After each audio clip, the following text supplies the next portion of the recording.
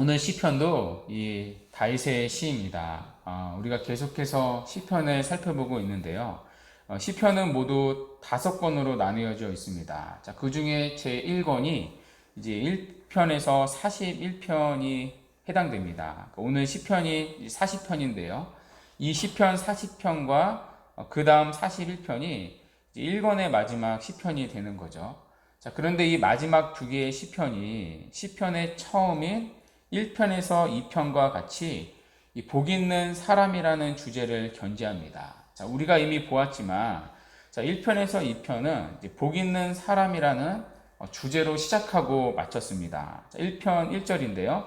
복 있는 사람은 악인들의 길을 따르지 아니하며 죄인들의 길에 서지 아니하며 오만한 자들의 자리에 앉지 아니한다라는 말로 시작을 했었죠. 자, 그리고 시편 2편 12절에서 여호와께 피하는 모든 사람은 다 복이 있도다. 자, 그렇게 시편 2편을 마쳤습니다. 자, 그런데 1권의 마지막인 40편 4절에 보면요. 여호와를 의지하고 교만한 자와 거짓에 치우치는 자를 돌아보지 아니하는 자는 복이 있도다라고 말합니다. 자, 그리고 41편 1절에서 가난한 자를 보살피는 자에게 복이 있음이요라고 말합니다. 그러니까 시편 1권의 앞뒤가 복 있는 자로 덮여 있는 거죠. 그러니까 복 있는 자로 시작해서 복 있는 자로 마칩니다. 그러니까 시편의 관심이 여기에 있다는 거죠. 그러니까 누가 진정 복받은 사람인가? 하나님 앞에서 누가 진정으로 복 있는 사람인가? 반대로 누가 하나님의 관점에서 진정으로 저주받은 사람인가? 이것을 우리에게 보여주고 있습니다. 이런 구조를 알고 오늘 시편 40편을 살펴보도록 하겠습니다. 시편 40편은 이 두 부분으로 나눠지는데요. 1절에서 10절은 하나님께서 구원해 주신 과거의 은혜에 대한 찬양입니다. 이어서 11절부터 17절은요. 과거의 은혜를 베푸신 하나님이 장래에도 구원을 베풀어 주실 것을 기대하며 기다리며 구하는 내용입니다. 자, 먼저 1절을 한번 보십시오. 내가 여호와를 기다리고 기다렸더니 귀를 기울이사 나의 부르짖음을 들으셨도다. 자, 그런데 이 부분을 원어로 보면요.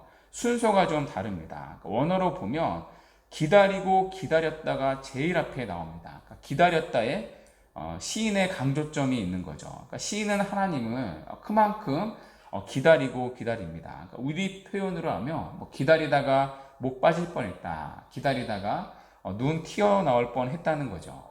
자, 왜냐하면 2절에서 시인은 기가 막힐 웅덩이와 수렁에 빠져 있기 때문입니다. 자, 기가 막힐 웅덩이는요, 문자적으로는 이 파멸의 웅덩이고요. 또 수렁이라는 단어는 진흙이 가득한 늪을 가리킵니다. 그러니까 다윗이 빠진 기가 막힐 웅덩이와 수렁이 무엇인지 우리는 자세히 알 수는 없습니다. 자, 그러나 우리가 이 다윗의 인생을 알지 않습니까? 그는 수렁에 빠진 적이 한두 번이 아니었죠. 그리고 웅덩이에 빠져서 밑바닥에서 헤맨 때가 한두 번이 아니었습니다. 사울왕에 쫓겨서 날마다 죽음의 문 앞에 있었고요. 때로는 죄의 수렁에 빠져서 헤어나올 수 없었던 적이 한두 번이 아닙니다. 자, 문제는 이런 웅덩이와 수렁에 빠지면 스스로 나올 수가 없다는 것입니다. 자, 이게 우리에게 절망을 주는 거죠. 자, 거기서 우리가 할 수 있는 것이 무엇이 있겠습니까? 자, 다윗은 내가 여호와를 기다리고 기다렸더니라고 말합니다. 자, 이것이 모든 기가 막힐 웅덩이와 수렁에서 우리가 할 수 있는 모든 것입니다. 자, 그래서 신앙의 본질은 기다림이라 할 수가 있는 거죠. 자, 그리고 이것은 언제나 시간과 관련이 있습니다. 하나님의 시간에 우리의 시간을 맞춰야 하는 거죠. 자, 그리고 우리는 기다려야 하는 거고요. 자, 그리고 이때 요구되는 것이 바로 믿음입니다. 자, 여러분 지금 이 시편을 쓰고 있는 다윗의 삶을 한번 복기해 보십시오. 자, 그는 10대 소년일 때 사무엘로부터 기름 부음을 받아 왕이 될 것을 알았습니다. 자, 그러나 정작 그가 왕이 된 것은요, 30세가 되어서였습니다. 자, 그리고 그 전에 수십 년을 그는 사울에게 쫓기는 위태한 삶을 살아야 했습니다. 자, 사울에게 쫓기는 다윗에게는 사울을 죽일 수 있는 완전한 기회가 적어도 2번 정도 주어졌다는 것을 우리는 알고 있습니다. 자, 그러나 그때마다 다윗은요, 자기가 사울을 죽임으로써 상황을 해결하지 않았습니다. 자, 그때마다 다윗은 하나님의 때를 기다리는 편을 선택을 했습니다. 자, 그리스도인의 삶이 이런 것이죠. 그러니까 내가 해결을 보는 것이 아니라 하나님께서 주권적인 때에 행하시는 것을 기다리는 것입니다. 자, 이러한 점에서 그리스도인의 삶은 인내의 삶이고요. 이 인내는 곧 믿음의 본질이기도 합니다. 자, 그리고 이렇게 하나님을 기다리는 다윗에게 하나님이 어떻게 하셨습니까?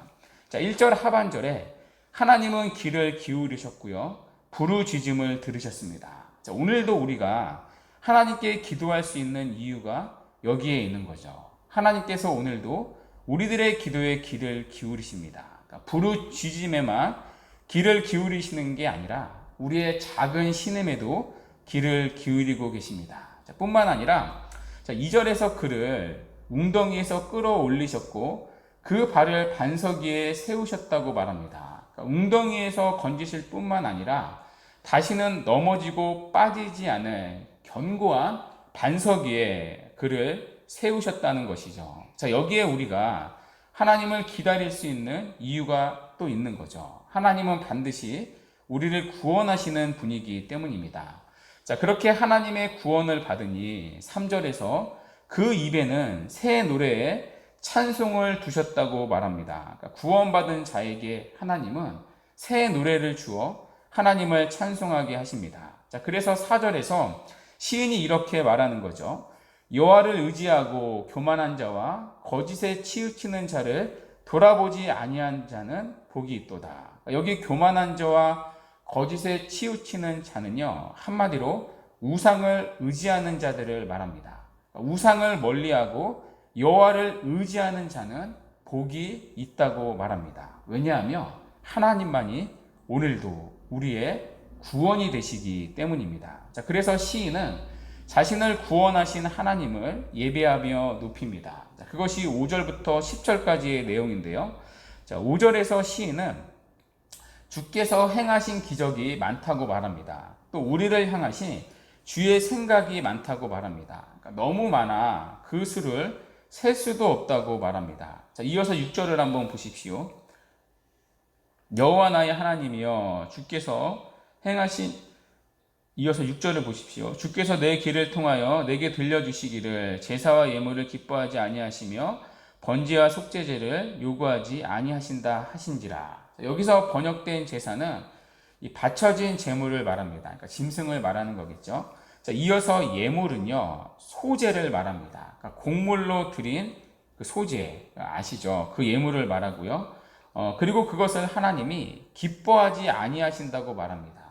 자, 이어서 번제와 속죄제는 5가지 구약의 제사 중에 가장 기본적인 제사입니다. 그러니까 번제는 날마다 드리는 제사이고요. 또 속죄제는 죄를 속할 때마다 드려야 하는 제사이기 때문에 항상 기본적인 제사가 이 번제와 속죄제입니다. 자, 그런데 하나님이 이러한 것들을 요구하지 아니하신다고 말합니다. 자, 그러나 이 말은요, 하나님께서 이런 제사와 예물 자체를 원하지 않는다는 말이 아닙니다. 자, 이 말의 의도가 8절에 나와 있는데요. 8절을 보시면 나의 하나님이여 내가 주의 뜻 행하기를 즐기오니 주의 법이 나의 심중에 있나이다 하였나이다. 그러니까 하나님께서 기뻐하시는 제사는요, 하나님의 말씀대로 순종하는 제사라는 것입니다. 자, 그러니까 하나님은 제물이나 제사를 원하지 않으시는 게 아니라 마음이 없는 제사, 그러니까 순종이 없는 제사를 원하지 않는다는 것입니다. 하나님이 원하시는 제사는 말씀에 순종하는 제사라는 거죠. 그러니까 말씀대로 순종하지 않는 제사는 아무리 제사를 드려도 하나님이 받지 않으신다는 것입니다. 자, 그래서 여러분, 우리가 믿는 하나님은요, 그 사람이 들고 온 제물보다 그 제물을 들고 온 일상의 삶을 받으시는 분입니다. 자, 우리의 종교적 의식보다 또 열심보다 먼저 우리의 일상이 연락되는 예배의 삶을 받기를 원하십니다. 자, 여러분, 우리는 속고 속일 수가 있습니다. 그러니까 우리의 마음의 중심을 속일 수가 있는 거죠. 하나님의 말씀에 대한 태도와 반응을 속일 수 있습니다. 자, 그러나 여러분, 주님은 속지 않으십니다. 우리의 중심이 어디에 있는지 아십니다. 오늘도 우리 중심으로 하나님의 말씀을 즐거워하고 하나님의 말씀에 순종하기를 결단하는 자들의 예배를 받으십니다. 그러니까 우리의 일상에서 그 삶에서의 말씀의 순종을 보시는 거죠. 자, 그래서 7절을 한번 보십시오.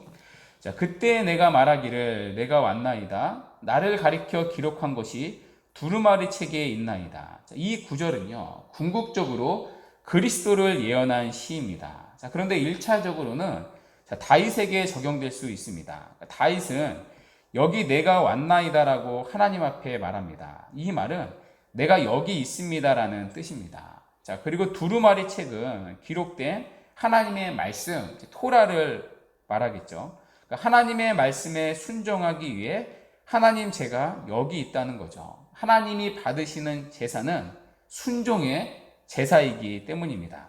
자, 그렇게 하나님의 구원을 경험한 다윗은 온 마음을 다해 자신을 순종의 종으로 드립니다. 자, 그리고 더 나아가 다윗은 회중에게 하나님의 구원을 자랑합니다. 자, 그것이 9절에서 10절까지의 내용입니다. 자, 그리고 이어서 후반부인 11절이 시작이 되는데요.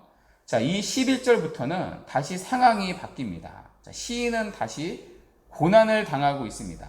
자, 그러나 현재 고난 가운데 지금 다윗이 확신하는 게 있습니다. 그러니까 과거에 구원하신 하나님이 현재도 구원할 거라는 사실입니다. 자, 그래서 다윗은 하나님께 도움을 구합니다. 자, 그것이 11절부터 17절까지의 내용인데요. 자, 우리가 그 중에서 마지막 17절을 한번 보십시오. 자, 나는 가난하고 궁핍하오나 주께서는 나를 생각하시오니 주는 나의 도움이시요 나를 건지시는 이시라 나의 하나님이여 지체하지 마소서. 자, 다윗은 다시 하나님을 기다립니다. 그러니까 나의 하나님이여 지체하지 마소서. 그러니까 우리를 과거에 구원하신 분은 하나님이시고 또 앞으로 우리를 구원하실 분도 하나님이시니 하나님만 의지하고 그분을 기다리자는 것입니다. 자, 이렇게 시편 40편은 기다림으로 시작해서 기다림으로 마칩니다. 자, 이 점에서 이 시는요,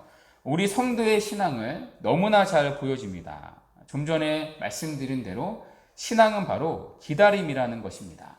자, 오늘도 몸이 약하거나 또 병을 갖고 있는 분들은 또 치유와 건강을 기다립니다. 취업을 원하는 많은 젊은이들은 취업을 기다리고요.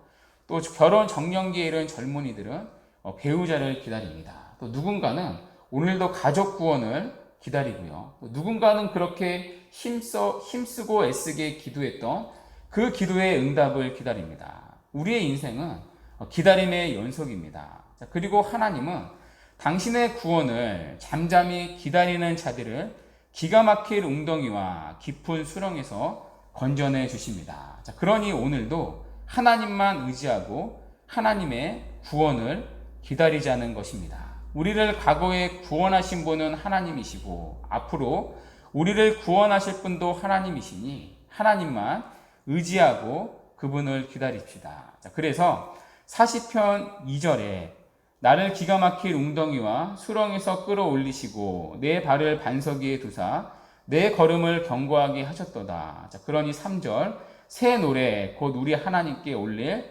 찬송을 우리 입에 두셨도다. 자, 이 다윗의 고백과 찬양이 오늘도 하나님을 기다리는 우리의 결국의 고백과 찬양이 되기를 간절히 바랍니다. 아멘. 시간